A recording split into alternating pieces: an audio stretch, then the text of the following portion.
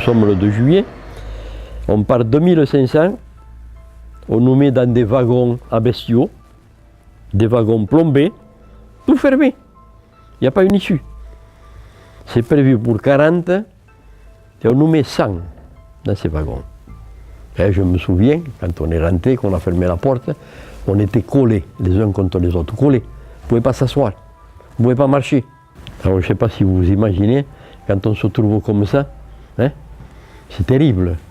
Hein, de suite on a cette impression qu'on est là, qu'on va mourir. Hein.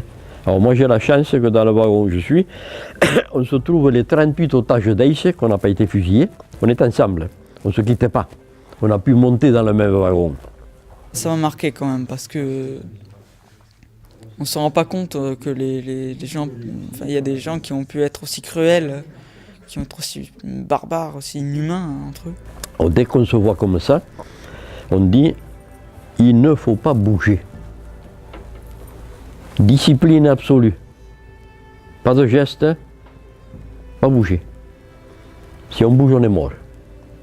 Mais on ne le dit pas ça, mais on se rend compte que dans cette position, avec la chaleur qu'il faisait, hein, on ne tiendra pas plus d'1 jour, 2 jours maximum. C'était pas possible. Hein.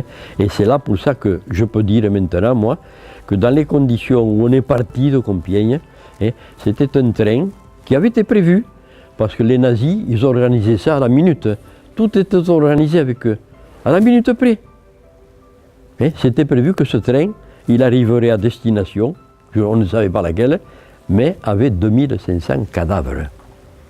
On était condamnés à mort dès le départ. Avec cette barbarie nazie, parce qu'il y avait en plus cette barbarie, on avait le droit de mourir qu'après avoir souffert. On ne voit plus ça de la même manière. À travers les yeux de Ange, on se rend compte à quel point c'était horrible. On a à la fois quelqu'un qui s'engage très jeune dans la résistance, pratiquement à l'âge qu'ont les élèves qu'il rencontre, qui donc mène un certain nombre d'actes de résistance, se fait arrêter par la police de Vichy, ce qui permet de montrer l'aspect collaboration du régime, et qui ensuite connaît pratiquement toutes les étapes du système concentrationnaire de l'époque, les prisons de l'État français, avant d'arriver plus tard dans les camps nazis. Bon, on arrive à Dachau. On arrive à Dachau, bien sûr, on s'est rendu compte, parce qu'on les a vus là, qu'on allait dans un camp où il y avait des déportés, puisqu'ils étaient habillés avec cette tenue rayée. Hein. Ils étaient déjà très maigres. Hein. Alors, en ce qui nous concerne, complètement nus, désinfectés de la tête aux pieds, rasés de la tête aux pieds. On nous prend tout. Les montres, les bijoux, ceux qui ont des dents en or, on les arrache, hein. On récupère les cheveux, ils récupèrent tout, et direction chambre à gaz.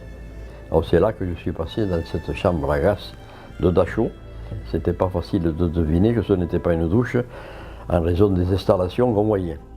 Et je me souviens que je dis à mon copain qui était à côté de moi, j'ai dit, tu sais, on rentre dans un endroit où on n'en sortira pas.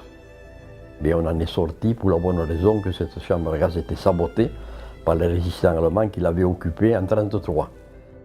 Et à la sortie de la douche, bien sûr, on m'a remis la tenue de déporté que vous voyez là, le pantalon, la veste, une paire de sabots en bois, une chemise et un calot, et un matricule. À partir de ce moment-là, je suis devenu un numéro. J'avais le numéro 77 685.